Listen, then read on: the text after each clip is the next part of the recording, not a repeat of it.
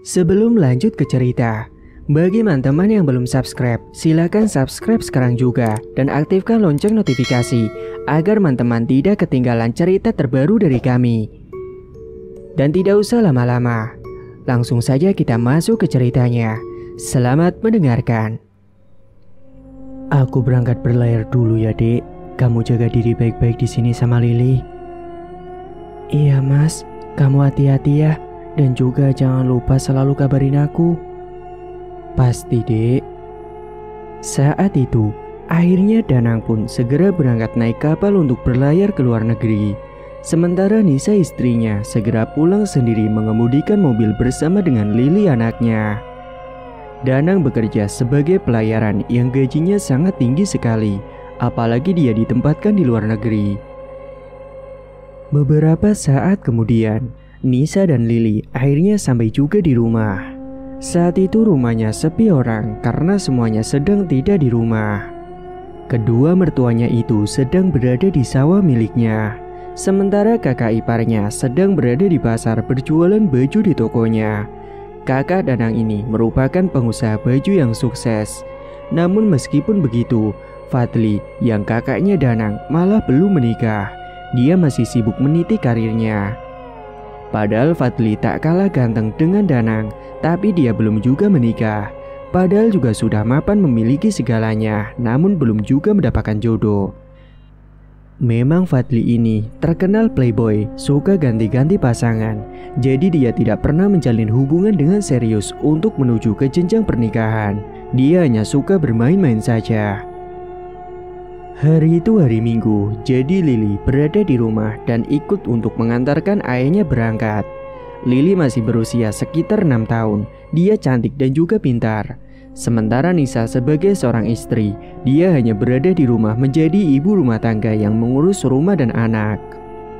Biasanya Danang pulangnya setiap 6 bulan sekali, jadi mereka hanya berkomunikasi lewat chat atau telepon.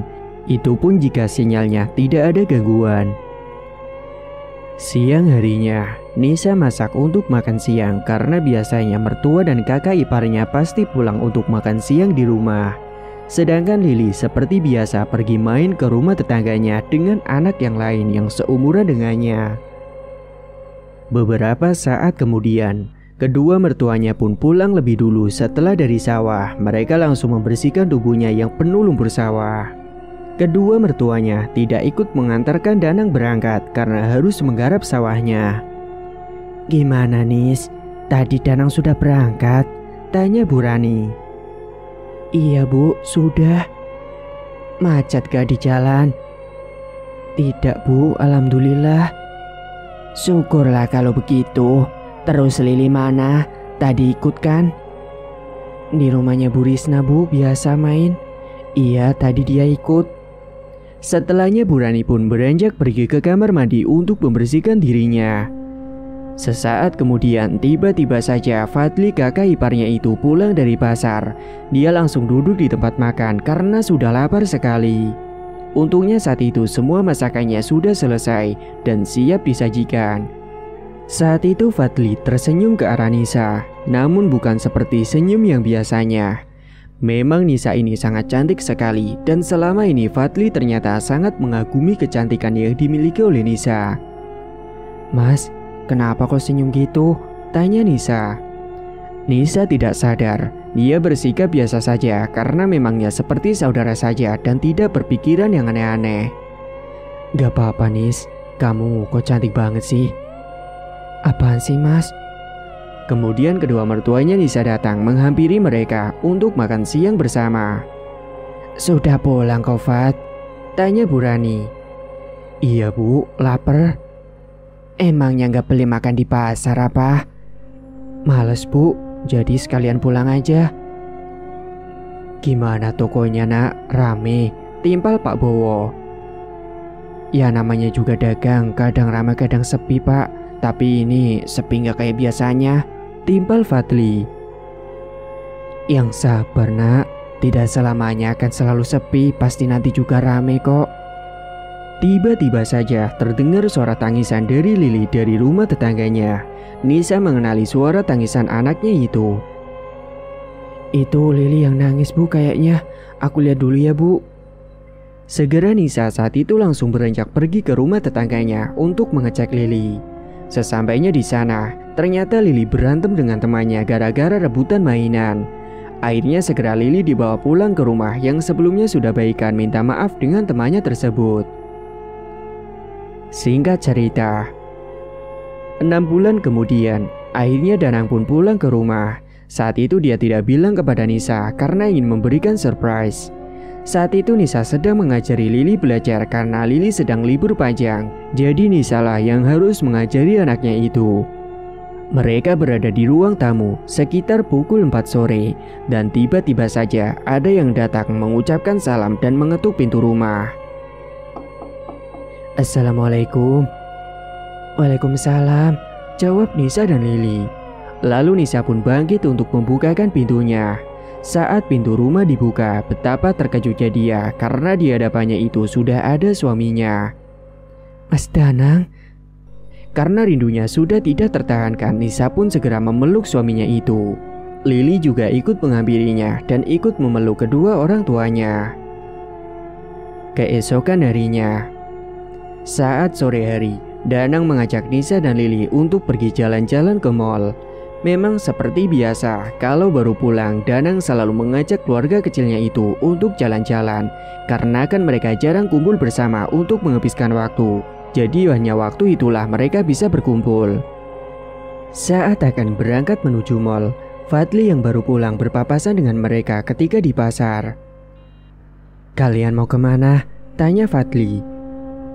Ini mas, mau ke mall jalan-jalan, jawab Danang. Oh ya udah sana hati-hati. Lili sangat senang sekali karena mau diajak jalan-jalan. Dan sesampainya di mall, Lili langsung menuju ke time zone untuk bermain. Sementara Nisa dan Danang menunggu anaknya bermain sambil ngobrol berdua.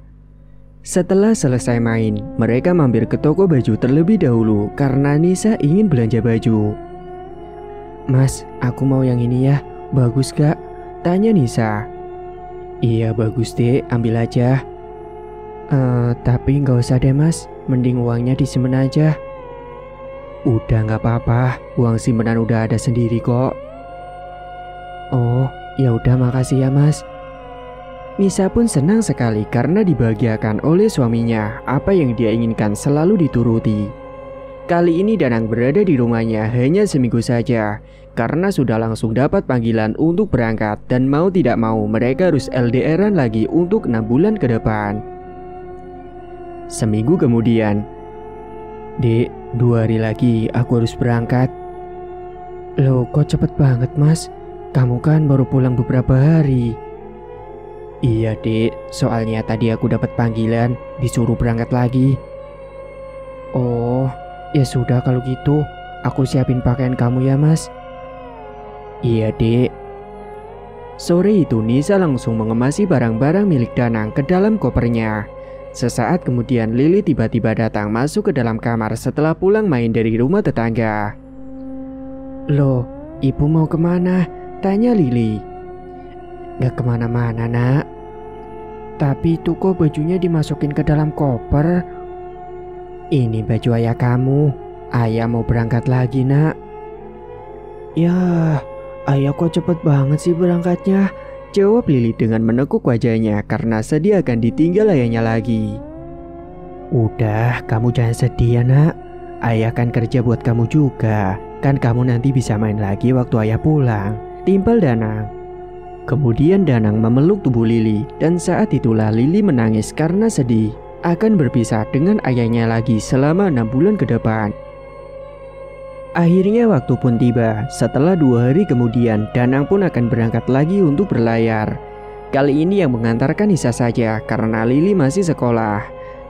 Lili sudah mulai berangkat sekolah dari libur seminggu lebih kemarin. Untungnya kemarin pas waktu libur Danang ada di rumah, jadi Lili bisa pergi liburan bareng keluarga. Akhirnya Nisa dan Lili pun mulai menjalani hari seperti biasanya yang tanpa Danang di rumah. Singkat cerita, sudah 4 bulan Danang berlayar dan belum pulang juga. Selama ini komunikasi Nisa dengan Danang kurang lancar gara-gara sinyalnya yang terganggu. Hal itu membuat Nisa di rumah dilema dan selalu kepikiran suaminya. Apalagi hasrat Nisa yang memuncak tidak terpuaskan karena ditinggal suaminya. Tapi Nisa mencoba menahan itu dan tetap setia kepada suaminya. Dia selalu menyibukkan dirinya untuk menghilangkan rasa pengennya itu untuk melakukan hubungan intim. Dia selalu menyibukkan dirinya dengan beberes rumah dan pergi dengan temannya untuk arisan. Suatu hari di siang bolong di rumah Nisa seperti biasa sendirian karena kedua mertuanya sudah berangkat lagi ke sawah setelah tadi makan siang. Akhirnya Nisa pun memutuskan untuk tidur siang karena dia sangat ngantuk. Sedangkan Lily kalau disuruh tidur siang susah sekali. Dia malah main di rumah tetangga. Sementara Fadli, dia tidak pulang tadi siang untuk makan siang karena dia makan di pasar. Namun setelahnya Fadli pun memutuskan untuk pulang karena pengen istirahat. Tapi sesampainya di rumah, saat akan menuju ke dalam kamarnya, Fadli melewati kamar Nisa dan saat itu kamarnya terbuka sedikit. Mengintiplah Fadli dari celah-celah pintu tersebut. Terlihat Nisa sedang tertidur pulas. Terbesitlah pikiran kotor dari Fadli. Apalagi di rumah itu mereka hanya ada berdua dan sepi sekali. Akhirnya Fadli pun berniat buruk. Dia perlahan-lahan masuk ke dalam kamar Nisa dan tidak lupa mengunci pintu kamarnya. Fadli langsung mendekat dan meraba-raba paha Nisa yang putih mulus terbuka karena dia hanya menggunakan daster saja. Seketika Nisa pun terperajat bangun karena merasa ada yang meraba-raba tubuhnya. Saat membuka kedua matanya, sontak Nisa terkejut karena di sampingnya itu sudah ada Fadli kakak iparnya. Nisa pun langsung duduk dan seperti ketakutan. Akan tetapi, Fadli masih bersikap tenang dan merayu Nisa untuk melakukan hubungan intim yang terlarang itu di siang bolong itu. Aku tahu, kamu pasti tidak terpenuhi kan nafsu batinmu itu karena Danang tidak ada di rumah. Kali ini biarkan aku yang akan memuaskanmu, ucap Fadli kemudian. Tok, saat itu Nisa yang ketakutan hendak berteriak, namun dengan sigap Fadli langsung menutup mulutnya Nisa supaya dia diam. Segera Fadli malah meraba-raba bagian tubuh Nisa, membuat Nisa terangsang. Dan dia hanya pasrah karena memang selama ini dia ingin sekali melakukan hubungan intim, namun tidak terlampiaskan. Sampai akhirnya mereka pun melakukan hubungan terlarang itu di siang bolong di rumah yang sepi hanya ada mereka berdua. Keduanya saling menikmati dan Nisa pun merasa sangat puas melakukan hubungan itu dengan Fadli. Dia merasa lebih puas dengan Fadli daripada dengan Danang suaminya sendiri. Sehingga Nisa jadi ketagihan untuk melakukan hubungan itu dengan kakak iparnya sendiri. Sampai akhirnya hampir setiap hari saat siang bolong, Fadli selalu pulang untuk melakukan hubungan intim dengan Nisa saat mertuanya sedang berada di sawah dan Lily sedang main di rumah tetangga. Hingga suatu ketika di bulan kelima, siang itu mereka sedang melakukan hubungan di siang hari dengan sangat brutal. Bagaimana tidak, pintu kamarnya tidak terkunci dan dibiarkan terbuka. Sedangkan Danang ternyata pulang lebih cepat di bulan kelima. Dia sengaja tidak mengabari Nisa karena ingin memberikan surprise seperti biasanya. Siang itu Lily pulang bermain. Dia berjalan menuju ke dalam kamar ibunya yang tidak dikunci. Namanya juga anak kecil, jadi tidak tahu hal begituan. Dengan polosnya dia melihat ibu dan omnya berada di dalam satu kamar. Akhirnya Lily pun hendak pergi main lagi ke rumah tetangganya karena ibunya sedang sibuk dengan omnya itu. Sementara Danang saat itu sudah berada di halaman rumahnya. Sontak Lily yang melihat ayahnya pulang langsung teriak dan memeluk ayahnya. Setelahnya Lily akan pergi main lagi, tapi sebelum itu Danang mencoba menanyakan keberadaan ibunya. "Li, ibu di mana?" tanya Danang. Kemudian Lily dengan kepolosannya itu menjawab pertanyaan ayahnya. "Itu ibu lagi di dalam kamar ya, lagi bobo sama Om Fadli dan teriak-teriak gak jelas. Aku panggil juga gak jawab, jadi aku mau lanjut main lagi aja deh. Padahal aku lapar ya, belum makan, tapi ibu dipanggil gak denger-denger." Sontak Danang terkejut mendengar jawaban anaknya itu. Saat itu kebetulan ada Bu Risna, ibu temannya Lily yang biasa main bersama. Seketika Danang dan Bu Risna pun saling memandang. Kemudian karena sudah tersulut emosi, segera Danang pun bergegas masuk ke dalam rumahnya dengan langkah terbirit-birit beserta dengan Bu Risna. Saat masuk ke dalam rumah, benar Danang dan Bu Risna mendengar suara desahan yang sangat keras.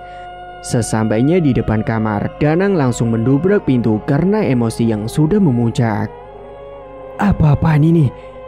Sontak Nisa dan Fadli yang sedang asik langsung terkejut dan seketika langsung menghentikan perbuatannya itu. Dan saat itu ada Bu Risna yang juga melihatnya. Nisa malu dan langsung menutupi tubuhnya dengan selimut. Sementara Fadli langsung memakai pakaiannya. Apa ini maksudnya, Mas? Tanya Danang kepada kakaknya.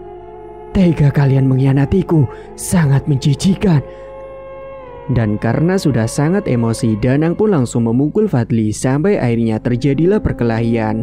Sementara Nisa hanya bisa terdiam sambil menangis. Sesaat kemudian, kedua orang tuanya Danang pulang dari sawah dan melihat ada perkelahian. Pak Bowo dan Bu Rani langsung melerai mereka. Ada apa ini? Kalian ini sudah tua tapi kelakuannya kayak anak kecil. Apa yang terjadi? Tanya Pak Bowo. Lihat Pak, Bu, itu istriku bugil. Mereka ini sudah melakukan hubungan terlarang. Padahal aku pulang untuk ngasih surprise karena Nisa sedang ulang tahun. Tapi malah ini yang terjadi, ucap Danang emosi. Astagfirullahaladzim, kalian sungguh keterlaluan, ucap Bu Rani kecewa. Bu Rani pun sampai menangis melihat kelakuan anaknya dan juga menantunya yang menjijikan dan memalukan itu. Sampai akhirnya Fadli diusir dari rumah dengan si Nisa. Dan beberapa bulan kemudian akhirnya Danang resmi bercerai dengan Nisa dan Lili ikut dengan ayahnya. Perbuatan Fadli dan Nisa menjadi perbincangan para warga di desanya. Semua warga tidak terima dengan kejadian itu dan mereka mengusir Fadli dan Nisa dari kampung itu. Kemudian Fadli ini hidup sendiri. Dia mengontrak dan jarang pulang ke rumah kedua orang tuanya.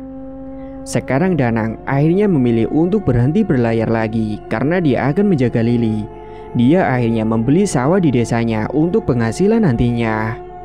Setelah membeli sawah, kemudian Danang mencari petani untuk menggarap sawahnya itu karena dia tidak bisa menggarap sawah. Dia hanya mantau saja. Untungnya uang yang didapat dari hasil berlayar cukup banyak, jadi dia bisa buka usaha sendiri. Di luar pengetahuan Danang dan Bu Rani serta Pak Bowo, ternyata selama ini Fadli dan Nisa masih saja melakukan hubungan mereka. Mereka bahkan sering berkomunikasi. Bahkan mereka sering jalan berdua dan mereka sudah menjalin hubungan pacaran. Suatu hari, salah satu tetangganya Danang itu melihat Fadli dan Nisa jalan berduaan di mall. Dan setelahnya tetangga itu melapor kepada Bu Rani, orang tuanya Fadli. Saat sore hari, Bu Rani dan Pak Bowo yang baru pulang dari sawah dihentikan oleh ibu-ibu yang ada di warung tetangganya. Bu Rani, mampir sini bentar. Iya Bu, ada apa? Bu, kemarin saya lihat Mas Fadli jalan berdua sama Nisa di mall. Mereka mesra sekali kayak orang pacaran. Tapi saya lihatnya dari kejauhan, jadi nggak saya tegur. Astagfirullahaladzim, ucap Pak Bowo geram. Jadi mereka masih berlanjut hubungannya berarti Bu, kata Pak Bowo pada istrinya. Ya sudah kalau begitu Bu, terima kasih atas informasinya. Kami pulang dulu ya. Karena malu, akhirnya Bu Rani dan Pak Bowo segera pulang. Mereka tidak menyangka kalau anak sulungnya itu dan juga mantan menantunya itu masih berbuat memalukan. Sesampainya di rumah, terlihat Danang sudah berada di depan teras rumah dan dia melihat kedua orang tuanya yang terlihat bersedih dengan wajah yang tertekuk. Loh, Pak, Bu, kenapa kok wajahnya ditekuk seperti itu? Tanya Danang. Seketika Bu Rani langsung menghela napas panjangnya mendengar pertanyaan dari Danang. Bu, kok diam saja Bu, ada apa? Lalu Bu Rani duduk di bangku yang ada di sampingnya Danang. Dan beliau menceritakan kepada Danang soal tetangganya yang katanya melihat Fadli dan Nisa berduaan. Tadi di perjalanan pulang, ada tetangga yang bilang, katanya dia kemarin lihat kakakmu sama mantan istrimu itu sedang jalan berduaan di mall seperti orang pacaran dengan mesra. Ya sudahlah Bu, biarkan saja. Memang keduanya itu saling suka kali, mau bagaimana lagi? Jawabnya berusaha tenang, padahal dia juga sangat geram. Iya Nang, tapi kan ibu sama bapak malu sama kelakuan kakakmu itu. Kelakuannya kok seperti itu, sampai bikin satu desa ngomongin keluarga kita, ucap Burani sedih. Udah Bu, gak usah dengerin omongan tetangga, timpal Danang. Singkat cerita, sebulan kemudian tiba-tiba saja Nisa dan Fadli datang ke rumah dengan percaya diri dan tanpa rasa bersalah. Saat itu Fadli akan meminta izin kepada kedua orang tuanya, juga minta izin kepada Danang. Mau apa kalian datang ke sini? Tanya Danang. Iya, mau apa kalian datang ke rumah lagi? Timbal Burani dengan sinis. Tenang dulu, aku sama Nisa datang ke sini mau minta restu sama kalian kalau kita mau menikah. Kedua orang tuanya itu sudah pasrah dan tidak peduli apa yang akan dilakukan oleh anak sulungnya itu. Danang juga merasa pasrah, namun di dalam hatinya dia masih tidak terima dengan apa yang sudah diperbuat oleh kakak dan mantan istrinya itu. Danang merasa sakit hati dan ingin membalaskan dendamnya. Hingga suatu ketika Danang mendapatkan informasi tentang dukun dari salah satu temannya yang juga pelayaran. Sebelumnya Danang menceritakan semuanya tentang apa yang sudah terjadi dengannya kepada temannya itu. Dan temannya itu langsung menyarankan untuk menyantet kakaknya saja. Setelah mendapatkan alamat lokasi dukun santet itu, kemudian Danang segera berangkat menuju ke tempat itu. Dia mengendarai mobilnya sendiri menuju ke tempat yang cukup jauh dari rumahnya. Karena Danang sedang pergi, jadi Burani di rumah menjaga Lili di sana karena tidak ada yang menjaga selain dirinya. Beberapa jam kemudian, akhirnya Danang sampai juga di desa yang dekat dengan lokasi hutan tempat dukun itu berada. Dan karena belum tahu rumah dukun itu yang mana, akhirnya Pak Danang sekalian istirahat berhenti terlebih dahulu di sebuah warung yang ada di depan hutan tersebut. Dia memesan nasi untuk makan siang dan juga minuman. Dia menanyakan lokasi dukun itu kepada ibu-ibu di warung. Bu, saya pesan nasinya 1 porsi ya Bu, sama es teh. Iya mas, bentar saya buatkan dulu. Sekalian menunggu pesanannya datang, Danang mencoba bertanya mengenai lokasi dukun itu. Maaf Bu, saya mau tanya, rumahnya Mbak Kliwon di mana ya? Apakah benar ada di dalam hutan ini Bu? Ibu Danang. Oh Mbak Kliwon, iya mas benar, tapi nanti masnya harus jalan kaki dulu, mobil tidak bisa masuk ke dalam. Oh gitu ya Bu, kira-kira jauh nggak Bu? Jauh mas, ada di tengah hutan ya, sekitar 1 jam lah kalau berjalan. Sesaat kemudian pesanan datang pun sudah siap dan langsung disajikan oleh ibu itu. Ini mas pesanannya, monggo. Makasih ya Bu. Segera Danang pun menyantap nasi yang sudah dipesannya itu. Sekalian dia juga bertanya-tanya lagi sambil mengunyah makanannya itu. Terus mobil saya taruh di mana ya Bu? Taruh di sini saja mas, nggak apa-apa. Warung saya buka 24 jam kok. Emangnya boleh Bu? Boleh banget mas, sudah biasa orang-orang juga nitip di sini. Beberapa saat kemudian setelah nasinya sudah habis, segera Danang beranjak untuk melanjutkan perjalanannya masuk ke dalam hutan.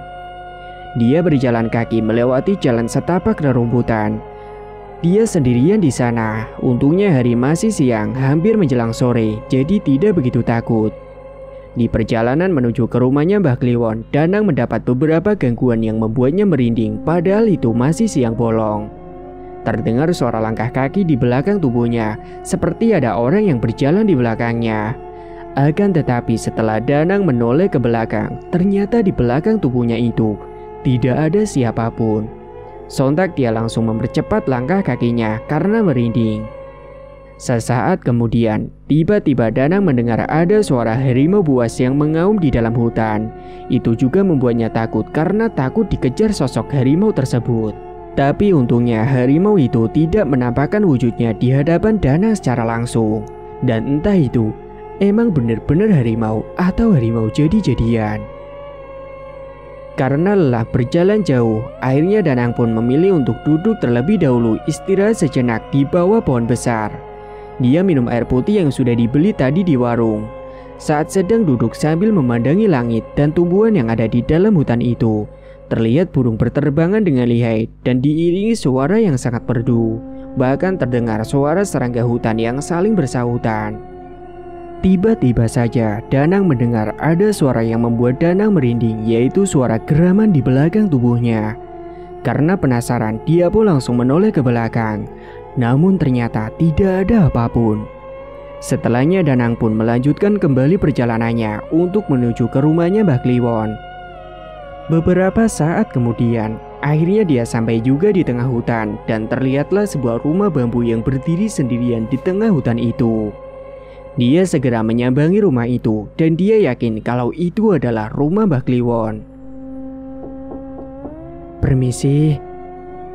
Kemudian pintu pun terbuka. Nampaklah seorang laki-laki parubaya yang membukakan pintu itu dan menemui Danang dengan senyum tipisnya. Ayo masuk dulu. Belum bicara, Danang sudah langsung dipersilakan untuk masuk ke dalam rumahnya. Setelah di dalam rumah, dia pun menceritakan apa maksud kedatangannya kepada Mbah Kliwon. Jadi gini Mbah, saya kecewa Mbah sama mantan istri dan kakak saya. Mereka sudah mengkhianati saya. Saya sakit hati Mbah dan ingin membalas dendam kepada mereka. Tapi saya ingin kakak saya yang disantet Mbah, jelas Danang. Lalu Mbah Kliwon mengangguk mendengar semua penjelasan dari Danang. Itu gampang. Nanti malam kita akan melakukan ritual. Tidak perlu media foto. Kamu cukup bayar saja mahar saja 25 juta kepadaku. Baik Mbah, saya sudah siapkan uangnya. Kemudian segera Danang langsung mengambil sebuah amplop dan memberikan kepada Mbah Kliwon, di mana amplop itu berisi sebuah uang. Ini Mbah. Dan malam hari pun tiba. Sekitar pukul 12 malam, Danang dan Mbah Kliwon akan melakukan ritual di dalam ruangan khusus yang ada di dalam rumahnya Mbah Kliwon. Saat pertama kali Danang masuk ke dalam ruangan ritual itu, dia langsung merinding dan juga merasa ngeri. Apalagi di dalam ruangan itu semuanya berinterior serba hitam, membuat suasana semakin mencekam. Di sana juga sudah disiapkan beberapa sesajen seperti kelapa muda, kelapa tua, kembang 7 rupa, kemenyan, dan juga yang lainnya. Setelahnya Mbah Kliwon mulai membakar kemenyan, sementara Danang duduk di hadapannya. Setelah kemenyan itu sudah menyala dan asap pun mulai mengepul memenuhi ruangan, Mbah Kliwon kemudian mulai merapalkan mantranya dengan mulut yang terus berkomat-kamit, entah membaca apa. Sembari jari telunjuknya tersebut diputarkan di atas asap kemenyan dan kedua matanya kemudian dipejamkan. Danang yang melihat itu langsung bergidik ngeri. Dia merasa ketakutan karena baru pertama kalinya dia melakukan ritual seperti itu. Hembusan angin tiba-tiba masuk ke dalam ruangan itu membuat suasana semakin mencekam. Hawa dingin pun mulai menusuk ke dalam tulang tubuh, diiringi dengan jendela dan pintu ruangan yang tiba-tiba menggebrak karena terembas angin yang kencang. Sesaat kemudian, Danang melihat ada sebuah asap tebal yang baunya sangat busuk sampai dia menutup hidungnya. Dan perlahan asap tebal itu berubah wujud menjadi sosok wanita yang sangat menyeramkan. Sosok itu berdiri tepat di sampingnya Mbah Kliwon. Sontak Danang terkejut melihat sosok itu. Sosok wanita dengan tubuh yang sangat menjijikan, dengan tubuhnya yang cacat dan mengelupas, semua baunya busuk dan juga mengerikan. Lalu Mbah Kliwon berkomunikasi dengan sosok itu. Namun Danang tidak tahu apa yang dibicarakan oleh mereka. Yang jelas saat itu Mbah Kliwon akan mengirimkan sosok itu kepada Fadli dan Nisa. Beberapa saat kemudian ritual pun sudah selesai dan segera Danang harus pulang malam itu juga. Dia berjalan sendirian melewati jalanan setapak yang sangat gelap. Dia juga mendapat beberapa gangguan yang membuat bulu kuduknya merinding ketakutan. Saat itu Danang tiba-tiba saja mendengar ada suara wanita yang menyinden, tapi tidak terlihat wujudnya di mana. Dan itu membuat Danang langsung merinding. Dia mempercepat langkah kakinya berharap cepat sampai di depan hutan. Tiba-tiba Danang dikejutkan dengan suara langkah kaki di belakangnya. Danang pun menoleh ke belakang karena penasaran. Saat dia menoleh ke belakang, betapa terkejutnya ia ketika di sana dia mendapati sosok pocong dengan wajah yang hitam. Kedua matanya merah melotot membuat Danang semakin merinding ketakutan. Tubuhnya seketika terbujur kaku, dengan mulut yang serasa terkunci tidak bisa berteriak. Sosok itu baunya sangat busuk sekali, menyeruak ke dalam hidung dengan pakaian putih lusuh, dengan wajah hancur berwarna hitam disertai dengan darah yang mengucur. Karena tidak kuat melihat sosok pocong itu, akhirnya Danang pun ambruk pingsan di tempat sampai pagi hari. Keesokan paginya, Danang tersadar hari sudah mulai pagi. Matahari bersinar dari ufuk timur. Segera Danang pun bangkit dari pingsannya itu dan melanjutkan perjalanan untuk pulang mengambil mobil yang dia titipkan di warung. Beberapa saat kemudian Danang pun akhirnya sampai juga di warung dan dia segera beranjak pulang ke rumah. Singkat cerita, malam harinya Fadli dan Nisa yang sudah menikah dan tinggal bersama di rumahnya Fadli, mereka mendapatkan gangguan. Malam itu mereka sedang makan malam bersama di ruang makan. Suasananya sangat hening, hanya ada suara sendok yang bersentuhan dengan piring. Tiba-tiba saja, hembusan angin kencang lewat dan yang membuat mereka terkejut adalah sebuah piring yang ada di atas meja makan itu tergeser sendiri hingga terjatuh ke lantai. Dan akhirnya piring itu pun pecah. Sontak mereka berdua pun langsung terkejut melihat piring gerak sendiri dan jatuh seketika. "Mas, kok piringnya gerak sendiri ya?" Mereka pun langsung merinding ketakutan dan segera membersihkan pecahan beling piring itu karena takut melukai nantinya. Akhirnya karena kejadian itu mereka jadi tidak nafsu makan. Dan setelah semuanya dibersihkan, Nisa tiba-tiba kebelet buang air kecil. Dia pun segera langsung pergi ke kamar mandi. Dan saat itu di dalam kamar mandi tiba-tiba saja Nisa mendengar ada suara wanita yang menyinden. Suara itu sangat jelas sekali di telinganya. Dia pun langsung merinding dan mempercepat buang air kecilnya. Tiba-tiba dari luar pintu kamar mandi terdengar suara ketukan sebanyak 3 kali. Nisa pun segera membuka pintu kamar karena dia kira itu adalah Fadli. Ketika pintu terbuka, Nisa terkejut karena di depan pintu itu tidak ada siapapun. Mas, teriak Nisa. Lalu dia beranjak mencari keberadaan suaminya. Ternyata suaminya itu berada di dalam kamar sedang main HP. "Mas, ada apa sih, Dek?" tanya Fadli tak beralih pandangannya dari handphonenya itu. "Tadi kamu ngetuk pintu kamar mandi gak, Mas?" "Enggak, Dek. Dari tadi aku di sini loh." "Mas, serius, jangan bercanda." "Iya, aku serius. Emang dari tadi aku cuma di kamar." "Lah terus, tadi yang ngetuk pintu siapa, Mas? Kita kan di rumah ini cuma berdua." "Ah, perasaan kamu aja kali." "Beneran, Mas? Aku jadi takut, Mas. Ini lihat, aku juga merinding," ucap Nisa sambil mengelus lengan tangannya. Hari sudah mulai malam, mereka pun bersiap untuk tidur. Saat mereka sudah terlelap tidurnya, mereka bermimpi buruk yang sama. Mereka bermimpi berada di sebuah lembah yang gelap dan mengerikan sekali. Di lembah itu, Fadli dan Nisa bertemu dengan sosok wanita yang muncul dari dalam danau. "Mas, ini kita di mana?" "Aku juga nggak tahu, Dek." Seketika angin kencang datang berhembus, dedaunan berterbangan berjatuhan, dan saat itu mereka langsung merinding. Sesaat kemudian terlihat sebuah cahaya yang bersinar terang, berwarna putih, berasal dari dasar danau. Mereka pun langsung memandang menatap ke arah cahaya itu.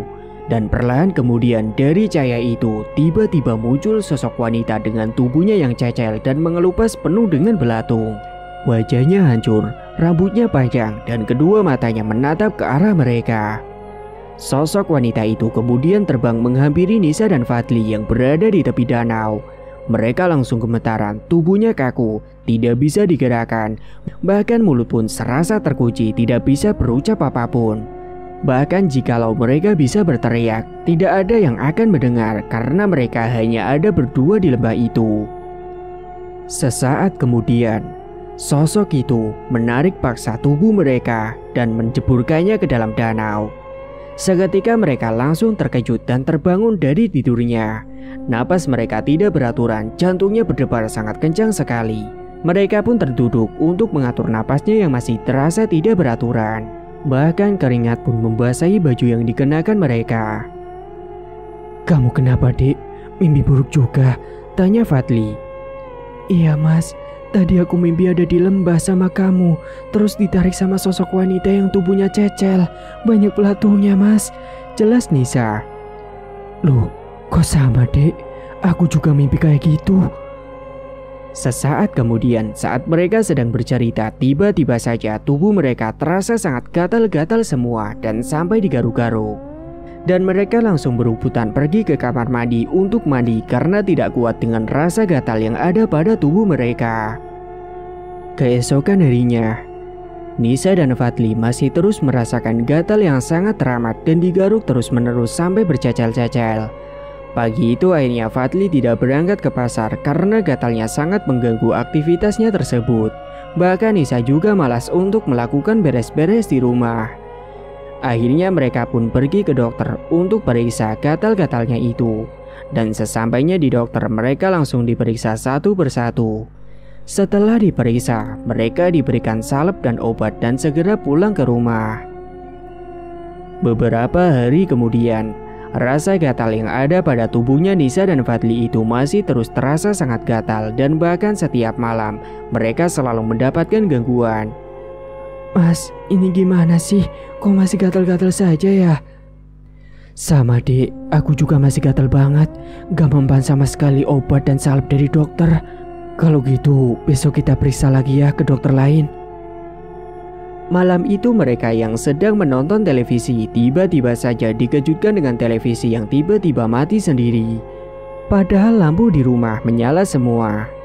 Setelahnya Fadli menyalakan kembali televisi itu dan saat dinyalakan, betapa terkejutnya mereka. Di dalam televisi itu malah muncul gambar dengan sosok wanita yang ada di dalam mimpinya. Dengan wajah yang sangat hancur, dengan tubuh yang cacal mengelupas dan penuh belatung serta rambut yang acak-acakan. Sontak mereka berdua langsung terperanjat dan beringsatan menjauh dari televisi. Sesaat kemudian mereka pun langsung terperanjat bangun. Ternyata itu semua hanya mimpi karena mereka sedang ketiduran di depan televisi dan tak terasa sudah tengah malam. Dan pagi harinya mereka periksa kembali ke dokter yang lain. Sudah periksa ke sana kemari, akan tetapi gatal-gatal yang diderita mereka itu tidak kunjung sembuh. Toko baju milik Fadli juga pendapatannya semakin menurun karena dia jarang mengecek ke toko. Karena selama ini dia fokus pada gatal yang diderita olehnya. Dia hanya sibuk menggaruk-garuk gatalnya tersebut. Karena penghasilan yang didapat tidak seperti biasanya, membuat Nisa jadi sering marah-marah karena uang bulanan yang diberikan selalu kurang. "Mas, kamu ini gimana sih? Kok ngasih uangnya cuma segini?" "Ya mau bagaimana lagi, Dek, aku juga gak ngurus toko gara-gara gatal ini." "Aku gak mau tahu ya, Mas. Pokoknya uang bulanan harus seperti dulu lagi. Udah sana kamu ke toko." "Ya gak bisa, Dek, nanti karyawan aku kalau melihat aku gatal-gatal gini gimana?" "Ya kamu tinggal pakai jaket lah, Mas, tutupi semuanya." "Alah gak mau lah, Dek, gerah." "Alah, emang kamunya aja yang gak niat, Mas." Dan semenjak saat itu mereka jadi sering cekcok dan saling cuek satu sama lain. Hingga suatu malam, Nisa yang sedang berbaring di kamar dia terus melamun, sementara Fadli yang berada di samping tempat tidurnya. Saat sedang melamun menatap ke atas dinding langit-langit yang ada di dalam kamarnya itu, tiba-tiba saja Nisa melihat ada sekelibat bayangan putih yang melintas, apalagi lampu di dalam kamarnya itu terlihat remang-remang karena menggunakan lampu tidur. Sesaat kemudian bayangan putih itu berubah menjadi asap tebal dan baunya sangat busuk sekali. Perlahan-lahan asap itu berubah wujud menjadi sosok wanita yang ada di dalam mimpinya itu. Kemudian sosok itu dengan paksa merasuki tubuh Nisa dan Nisa pun akhirnya kesurupan. Dia benar-benar tidak sadar kalau tubuhnya sudah diambil alih oleh sosok menyeramkan itu. Kedua matanya langsung melotot, mulutnya menyeringai dan rambutnya acak-acakan. Sesaat kemudian pandangannya Nisa tertuju kepada suaminya yang ada di samping sedang tidur pulas. Dan sosok itu berniat akan membunuh Fadli sesuai dengan perjanjian yang sudah dibuat dengan Bakliwon. Segera Nisa meraih bantal miliknya itu, dan sesaat kemudian Fadli yang tidurnya menyamping ke kanan seketika membalikan tubuhnya, dan Fadli seketika membuka kedua matanya langsung terperanjat ketika melihat Nisa sudah membawa bantal dan berada di atasnya. Saat Fadli akan berteriak, sosok yang ada di dalam tubuhnya Nisa itu langsung membekap wajah Fadli dengan bantal. Sampai akhirnya Fadli tidak bisa bernapas dan akhirnya Fadli pun meninggal dunia. Sesaat kemudian, Nisa pun akhirnya tersadar dan terkejut ketika melihat suaminya sudah tidak berdaya. Dia menutup mulutnya dan tidak menyangka karena dia juga tidak tahu apa yang sudah terjadi. Saat Nisa sadar, tiba-tiba saja dia melihat ada sosok wanita itu dengan tubuh yang cacat dan mengelupas berdiri di pojok kamarnya. Sosok itu terlihat tersenyum puas kepada Nisa. Sementara Nisa yang melihat sosok itu langsung ketakutan dan dia beranjak untuk pergi dari rumah karena takut dituduh sebagai pembunuh. Dia berjalan ketakutan setelah melihat sosok tersebut sehingga dia sangat terbirit-birit larinya. Rumah mereka yang berlantai 2 membuat Nisa harus menuruni tangga karena kamar mereka berada di lantai atas.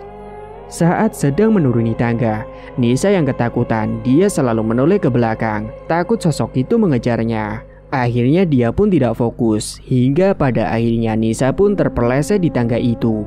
Tubuhnya terseret ke bawah tangga dan kepalanya membentur lantai dengan keras sekali.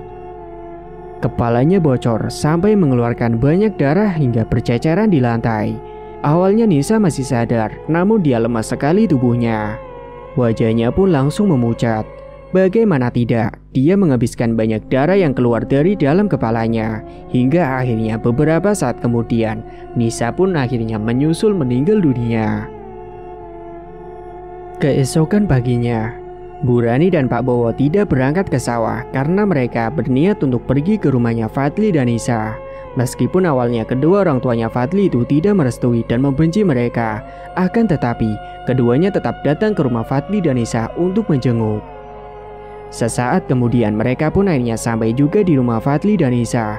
Tidak lupa mereka mengucap salam dan mengetuk pintu terlebih dahulu. Assalamualaikum. Beberapa kali mereka mengetuk pintu rumahnya, tapi tidak ada yang menjawab, bahkan membuka pintunya. Pak, kok rumahnya sepi ya? Apa mereka belum bangun? Masa belum bangun sih Bu? Ini sudah siang loh. Ya udah, coba Papa dobrak aja pintunya Pak. Akhirnya karena takut terjadi apa-apa dengan anak dan mantunya itu, Pak Bowo akhirnya mendobrak pintu rumah Fadli dengan kencang. Sesaat kemudian, akhirnya pintu tersebut pun berhasil didobrak. Mereka lalu langsung masuk ke dalam. Ketika sudah berada di dalam, mereka terkejut ketika Pak Bowo dan Bu Rani melihat Nisa yang sudah terkapar di bawah tangga dengan kepala yang penuh dengan darah. Sontak mereka langsung berteriak histeris. Kemudian mereka beranjak ke lantai atas untuk melihat Fadli. Mereka kira Fadli sedang tidur, namun saat dicek denyut nadinya ternyata Fadli sudah meninggal dunia. Segera saat itu Bu Rani menghubungi Danang untuk datang ke rumah kakaknya karena jenazah mantan istri dan juga kakaknya itu akan segera dimakamkan hari itu juga. Danang yang saat itu sedang duduk ngopi di depan teras rumah, dia dikejutkan dengan ponsel yang berdering. Dia pun langsung mengangkat telepon dari ibunya. Halo, ada apa Bu? Nang, kamu kesini sekarang cepat. Kemana Bu? Ke rumah kakakmu. Ini Fadli sama Nisa meninggal dunia. Dana yang mendengar kabar itu langsung tersenyum puas dan licik karena akhirnya dendamnya telah terbalaskan. Dan dia pun berpura-pura biasa saja. Dia juga mau untuk datang ke rumahnya Fadli saat itu juga. Sesampainya di sana, Danang melihat jenazah kakaknya itu sangat menjijikkan sekali. Sekujur tubuhnya Fadli dan Nisa dipenuhi dengan belatung dan bahkan kulit yang mengelupas seperti terbakar, sehingga para petakziah menggunjing Fadli dan Nisa. Para warga sekitar yang tahu kabar rumor tentang perselingkuhan Fadli dan Nisa menganggap kalau kematian mereka itu adalah sebagai azab atas perbuatan yang sudah dilakukannya. Sementara Danang malah sangat senang dan puas sekali karena melihat sakit hatinya itu sudah terbalaskan. Singkat cerita, setelah kematian Fadli dan Nisa sebulan yang lalu, Sekarang Danang malah menderita sakit-sakitan. Dia menderita sakit gatal-gatal sama seperti yang dialami oleh kakak dan juga mantan istrinya itu. Danang juga selalu mendapatkan gangguan setiap malam.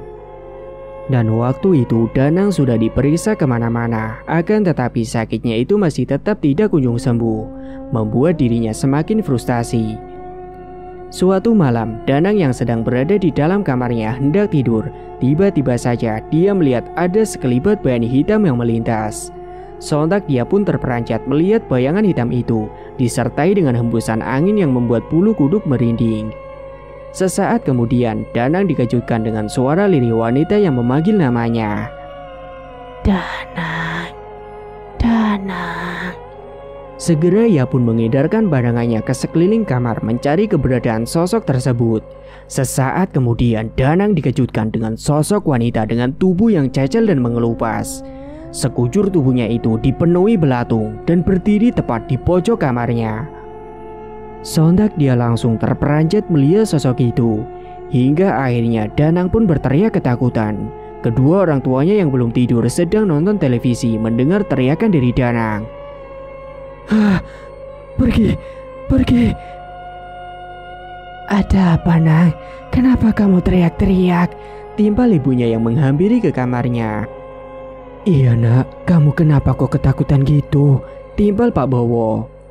Namun Danang masih belum sadar kalau kedua orang tuanya sudah berada di dalam kamarnya. Sesaat kemudian Pak Bowo menepuk-nepuk pundak Danang dan Danang pun langsung terdiam karena sosok itu sudah pergi menghilang. Dan karena sudah beberapa hari ini Danang diteror, akhirnya dia menceritakan kepada kedua orang tuanya dan dia minta untuk dipanggilkan seorang ustadz. Kemudian setelah mendengar penjelasan dari Danang, kedua orang tuanya pun sudah tidak bisa berkata-kata lagi kalau Danang sudah menyantet kakak dan mantan istrinya sendiri. Mereka tahu kalau Danang dendam dan sakit hati karena kakaknya yang tega mencumbu istrinya. Namun kedua orang tuanya itu tidak membenarkan tindakan Danang tersebut. Mereka kemudian menyuruh Danang untuk segera bertaubat dan kembali ke jalan yang lurus.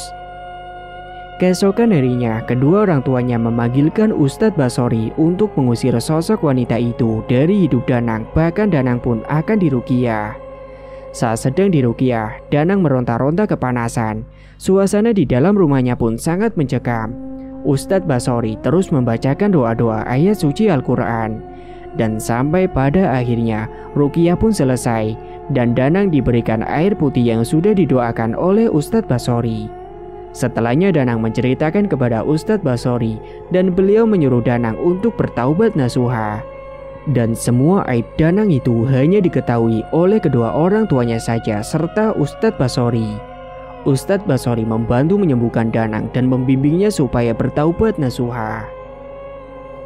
Singkat cerita, kini Danang mencoba berproses menjadi orang yang baik lagi dan mengikhlaskan semua yang telah terjadi di masa lalu. Kini dia hidup bahagia dan mencoba membahagiakan anak semata wayangnya itu dan juga kedua orang tuanya. Pesan kali ini, terkadang manusia berharap bisa melupakan masa lalu kelamnya, namun masa lalu gak akan pernah bisa terlupakan.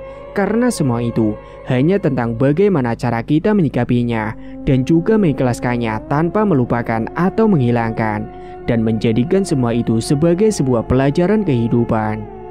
Janganlah kita berniat sedikit pun untuk melakukan balas dendam dengan cara menyantet orang yang kita benci, karena perbuatan itu merupakan dosa besar dan pada akhirnya diri kita sendiri yang melakukan tersebut akan celaka. Tamat. Cerita pun selesai. Terima kasih bagi teman-teman yang sudah menyimak cerita hingga akhir. Dan bagi yang belum bergabung, silakan tekan tombol subscribe sekarang juga dan aktifkan lonceng notifikasi agar tidak ketinggalan info updatean terbaru dari kami.